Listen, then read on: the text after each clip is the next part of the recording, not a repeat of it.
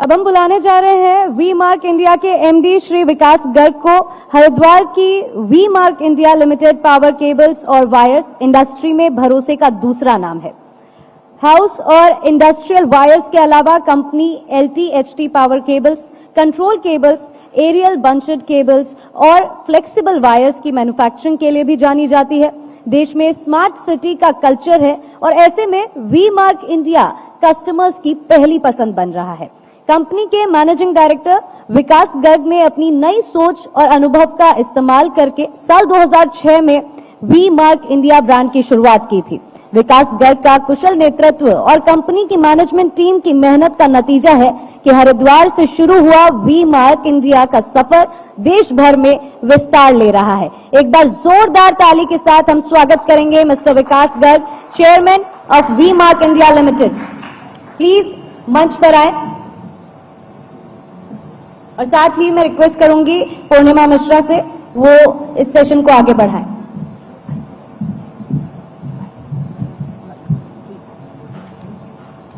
Thank you Ayushi. Mister Vikas Garg इस वक्त हमारे साथ मौजूद है। हालांकि आयुषी की तरफ से एक इंट्रोडक्शन सर को लेकर दे दिया गया है, लेकिन आप चेयरमैन हैं वी मार्क इंडिया लिमिटेड के और सेशन की शुरुआत करती हूं। और जो सेशन हम करने वाले हैं सर, उसका हमने नाम दिया है भरोसे का तार सुरक्षित परिवार। तो कोशिश करूंगी कि इसी के इर्द गिर्द मेरे सवाल रहे। सबसे पहला सवाल आपके बिजनेस को लेकर, I am keen to know कि आपका बिजनेस क्या है, उसके बारे में आप हमें बताइए। और आने वाले वक्त में इस बिजनेस को लेकर आपको संभावनाएं कितनी ज्यादा नजर आती हैं? आपका धन्यवाद, आपने आज अपने इस मंच पर इनवाइट किया। हमारा मैन्युफैक्चरिंग सेक्टर है और हम इलेक्ट्रिकल इक्विपमेंट में हैं। मैं अगर लेमैन में कहूं कि आपकी कंप्यूटर की केबल से लेकर और एक शहर को जो केबल बिजली दे सकती है वो पूरी रेंज हम बनाते हैं। मतलब ये एक अगर आप कहें कि नॉर्थ इंडिया का एक छोटे से रूफ में जो हमने इतना प्रोडक्ट डाइवर्सिफिकेशन किया, तो ये हमारा एक बड़ा यूएसपी है। तो हमारी यूनिट्स हैं हरिद्वार में, कोटद्वार में और कुछ नए प्लांट भी लगाने जा रहे हैं। ये हमारा प्रोडक्ट है जी। संभावनाओं की सर मैंने बात की, भविष्य में कितनी संभावना इससे जुड़ी हुई आप देखते हैं? मैडम, संभावनाओं को मैं अगर आपको एक साधारण सी भाषा में बताऊं, आज बिजली, पहले हम ये कहते थे कि रोटी, कपड़ा और मकान हमें जरूर हर आदमी को चाहिए जी, लेकिन आज उसके साथ जुड़ा है बिजली, इलेक्ट्रिसिटी। आप अपने 24 आवर अगर एक साइकिल को देखेंगे, अगर आपका मोबाइल चार्ज नहीं है तो आप कुछ नहीं कर सकते। आपका पावर बैंक चार्ज नहीं है, आपके ब्लूटूथ चार्ज नहीं है, आपका लैपटॉप चार्ज नहीं है। तो इलेक्ट्रिसिटी आज इतना जरूरी और लाइफ का हिस्सा बन गया है कि आपको अपने घर में, आपको अपने ऑफिस में 24 घंटे इलेक्ट्रिसिटी की रिक्वायरमेंट है। बिल्कुल। अगर कोई सर्विस आपको 24 आवर किसी गवर्नमेंट ऑर्गेनाइजेशन में देना है तो उसके लिए उसके इंफ्रास्ट्रक्चर को कंटिन्यूअसली अपग्रेड करना ये बहुत जरूरी है। अगर ऐसा नहीं होगा तो आपको कंटिन्यू सप्लाई नहीं मिल पाएगी। तो अगर मैं गवर्नमेंट की तरफ से देखूं तो हमारे यहाँ अभी इंडिया में जो रूरल और हमारे स्मार्ट सिटीज हैं, तो वहां पर अभी हम कंपेयर टू अदर कंट्री जब हम जाते हैं, मैं अभी कुछ 1-2 कंट्री गया, तो वहां हमारे यहाँ बहुत बड़ा स्कोप है। अभी भारत सरकार में भी अभी एक अगले 5 साल के लिए 3 लाख करोड़ का बजट सिर्फ इलेक्ट्रिफिकेशन के लिए रखा हुआ है। तो गवर्नमेंट साइड से बहुत संभावनाएं हैं। और अभी आप देख रहे हैं कि ईवी का एक चलन आ रहा है, ईवी जी। तो ईवी को कैसे चलाएंगे? बिजली से। बैटरी कैसे चार्ज होगी? बिजली से। तो अगर अभी तो वो मतलब अभी फॉर्म में आया भी नहीं है, अभी तो छोटा बच्चा है, वो छोटा बच्चा है, वो छोटा बच्चा बड़ा होगा, उसकी जरूरतें बड़ी होंगी और वो जरूरतें आपकी तरफ से दी जाएंगी। वायर केबल की फील्ड में सर बहुत ज्यादा कंपटीशन है। सबसे ज्यादा अगर कहा जाता है कि मार्केट में आपको सस्टेन करना है, बने रहना है, तो लोगों का भरोसा जीतना आपके लिए उतना ही ज्यादा महत्वपूर्ण हो जाता है। How you are doing that? देखिए मैडम, कंपटीशन तो मतलब कंपटीशन ही नई अपॉर्चुनिटी क्रिएट करता है। अगर हम नए आइडियाज, नई टेक्नोलॉजी, ये कंपटीशन रहेगा तो ही डेवलप होंगी। तो कंपटीशन तो हर फील्ड में है, आपकी फील्ड में भी कंपटीशन है। डेफिनेटली। तो कंपटीशन तो हर आदमी को रेडी रहना पड़ेगा, उसके लिए तैयारी करनी पड़ेगी। और जो भरोसा है, मतलब मैं आपको बताऊं कि मैं फर्स्ट जनरेशन बिजनेस है ये, और मतलब मैंने 1.5 लाख रुपए से बिजनेस शुरू किया था दिल्ली में, और मेरे फादर का किराने का काम था। तो हमारी दुकान का नाम विश्वास प्रोविजन स्टोर था। तो वो एक टैग, एक वर्ड हमेशा से माइंड में रहा है कि भी हमें अपनी पॉलिसीज में हर जगह ट्रस्ट, ट्रांसपेरेंसी, ट्रस्ट रखना है जी। उसका बहुत बेनिफिट मिलता है बिजनेस जी, लवली सर। लेकिन अभी थोड़ी देर पहले हमने इस बारे में बात की। तालियां बज रही है, जरा तालियां जोर से बजा दीजिए। आधी अधूरी क्यों रहे तालियां? Thank you. अभी थोड़ी देर पहले आपने कहा अभी तो बहुत छोटा बच्चा है, बड़ा होगा, उसकी जरूरतें होंगी, वो जरूरतें आप पूरी करेंगे, लेकिन बच्चे को कंसीव करना होता है, मतलब एक आइडिया को कंसीव करना होता है। आपने इस आइडिया को कैसे कंसीव किया कि कॉम्पिटिटिव वायर केबल के बिजनेस में आपको आना चाहिए? ये वो नाम से आया जो आपने बताया, शॉप का नाम था, या कुछ और इसके पीछे? मैडम ये इत्तेफाक से आया।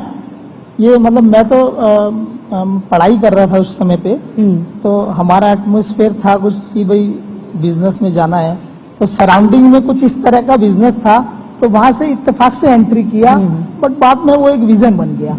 लवली। इसीलिए हम विजन ऑफ न्यू उत्तराखंड की बात कर रहे हैं, और ये आपका विजन है जो आज इतना सक्सेसफुल होता हुआ नजर आ रहा है। लेकिन मार्केट में बने रहने के लिए पैसे की जरूरत होती है, फंड की। वो फंड आपने कैसे अरेंज किया? आपने कहा आइडिया तो ऐसे आ गया एक, लेकिन उसको बड़ा करने के लिए पैसे की जरूरत थी, तो आपने उस फंड को कैसे ऑर्गेनाइज किया? ये फंड्स जो है, जैसे वहां पर बच्चे लोग, स्टूडेंट्स लोग भी बैठे हैं जी। तो मतलब हर स्टूडेंट्स के माइंड में आता है कि मैं अपना एजुकेशन के बाद कुछ बिजनेस करूंगा। तो आता है आप लोगों के मन में कि बिजनेस करना है? आता है। आता है? आता है। तो पैसा सबके लिए बड़ी चुनौती है। बिजनेस के लिए आपको पैसा अरेंज करने से पहले 2 चीजें सोचनी है कि हमारे वर्ड्स का दूसरे पे क्या इम्पैक्ट आ रहा है, और हम अपने वर्ड्स को कितना ऑनर कर रहे हैं। ये बिजनेस का बेस है। अगर आपने इस बेस को लेके बिजनेस शुरू किया तो कंफर्म आप पर लोग भरोसा करेंगे, आपका वेंडर आप पर भरोसा करेगा, आपका कस्टमर आप पे भरोसा करेगा। उस साइकिल से आपकी फंड रेज प्रॉब्लम सॉल्व होगी। सेकेंडली, हमारे बैंक्स बैठे हुए हैं। अगर हमारे कंडक्ट ऑफ अकाउंट अच्छा है, हम अपने अकाउंट में डिसिप्लिन मेंटेन कर रहे हैं, तो आपके पास बैंक्स की क्यू लगेगी पैसा देने के लिए। ये एक दो चीजें करें तो आपको फंड की प्रॉब्लम नहीं आएगी। फंड की प्रॉब्लम नहीं आएगी, लेकिन शुरू में तो लगता है ना कि दिक्कत हो सकती है। तो आपने अपने बिजनेस की शुरुआत कैसे की? दूसरा, आपको सपोर्ट किस तरीके का मिला? किस तरीके से लोगों से मदद आप तक पहुंची? या ये कह लीजिए कि आपने एक सपना देखा और लोगों ने कहा कि अपने इस सपने को जियो, हम तुम्हारे साथ हैं? ऐसा तो बहुत कम ही बहुत कम कहते हैं। क्योंकि सपोर्ट, लोगों ने सपोर्ट भी किया, और सबसे पहले तो आपकी फैमिली है। अगर आपकी फैमिली आपके साथ खड़ी है तो आपको बहुत सारे आपके इश्यूज सॉल्व होते हैं। और आप जब एक मार्केट में उतरते हैं तो सपोर्टिव, अच्छे बुरे दोनों लोग मिलते हैं। अच्छे लोग भी मिलते हैं। आपको उन सब लोगों का अपने ऊपर भरोसे को तैयार करना है कि आप पे दोनों तरह के लोग आप पे भरोसा करें। आपके पे किसी का भरोसा आप नहीं कर पा रहे, पर सब लोग आप पे भरोसा करें। उसका जो बेनिफिट कम्युनिकेशन में मिलता है, बिजनेस में बहुत बड़ा बेनिफिट है। तो, जी। आपने कहा, आप अगर मुझे करेक्ट कीजिएगा सर, मैं गलत हूं तो, दिल्ली से आपने अपने बिजनेस को हरिद्वार शिफ्ट कर लिया। कब आपके मन में ये ख्याल आया और इसके पीछे की वजह क्या थी? आपको ये कब लगा कि मुझे हरिद्वार शिफ्ट हो जाना चाहिए? घर वापस आने का मन था? एक्चुअली मैं दिल्ली से ही हूँ, और अच्छा। मैंने वहीं से बिजनेस शुरू किया था। करीब 6-7 साल बिजनेस किया वहाँ पे। पर वहाँ के माइंड में कहीं ना कहीं एक विजन था, जो उस एटमॉस्फेयर में रह के वो विजन नहीं निकल पा रहा था। तो यहाँ की एक अपॉर्चुनिटी मिली, कोई कम्युनिकेशन हुआ, और यहाँ कुछ उस टाइम स्टार्ट हुआ था उत्तराखंड 2006-7 में, तो अच्छी आपको लगा यहाँ पर ज्यादा अपॉर्चुनिटी है, हमारे को यहाँ पर ज्यादा कंफर्टेबल आ रहा था, लोग यहाँ पर इंडस्ट्रियल एस्टेट डेवलप हो रहा था, तो बहुत इजी था काम करना। और ये दिल्ली के नजदीक हरिद्वार अपने आप में एक तरीके से एनवायरनमेंट भी हरिद्वार का बहुत अच्छा है, तो वो काफी पॉजिटिव रहा। तो इस तरफ हमने फिर यहाँ अपना बिजनेस शुरू किया। तो आपने सोचा डबल फायदा हो जाए, आबो हवा भी अच्छी ली जाए और बिजनेस को भी एक्सपैंड किया जाए, क्योंकि अपॉर्चुनिटीज अच्छी मिलेंगी। लेकिन सक्सेस पॉइंट अगर मैं आपके बिजनेस का बात करूं सर, तो वो क्या रहा, या ये कह लीजिए टर्निंग पॉइंट क्या रहा जब आपको लगा कि यस यहाँ पर मैंने वहां वो अचीव कर लिया जो मैं सोचता था? एक्चुअली सक्सेस पॉइंट या टर्निंग पॉइंट क्या है, वो कोविड ने दिया। कोविड में हम लोग बिजनेस कर रहे थे नॉर्मल, तो कोविड में हमने एक क्लास ली, जिस क्लास में एक साइट थी, उस पर ये एक उसकी क्लास थी कि भाई आप फंड रेज कैसे करें, आप पब्लिक में कैसे आए। उस टाइम तक हमारी प्राइवेट लिमिटेड कंपनी थी। अच्छा। तो वहां से जो हमने क्लास ली, उस क्लास से कुछ दिमाग में एनालिसिस शुरू हुआ। हमने करीब 15-20 दिन उसको समझा और करीब 1 महीने में ही हमने, ये 2021 की बात है, अक्टूबर 2021 की, तो 1 महीने में हमने डिसीजन ले लिया कि हम पब्लिक में जाएंगे। तो यह V Marc India limited Uttarakhand, Haridwar Uttarakhand की पहली लिस्टेड कंपनी है एमएसएमई, जो एनएससी बॉम्बे स्टॉक में लिस्टेड है। तो वहां उस क्लास के बाद आइडिया आया कि हमें जाना चाहिए, और हमने फिर कॉन्टैक्ट्स किए और आईपीओ की तैयारी करी। 3 महीने के अंदर, इस तैयारी में करीब 1 साल लगता है किसी भी कंपनी को आईपीओ लॉन्च करने के लिए। हमने 3 महीने के अंदर अपनी तैयारी को पूरा किया और अप्रैल 2021 में आईपीओ सब्सक्राइब हुआ और सक्सेसफुल सब्सक्राइब। वंडरफुल। और इस आईपीओ से पहले मेरा डीमेट अकाउंट भी नहीं था।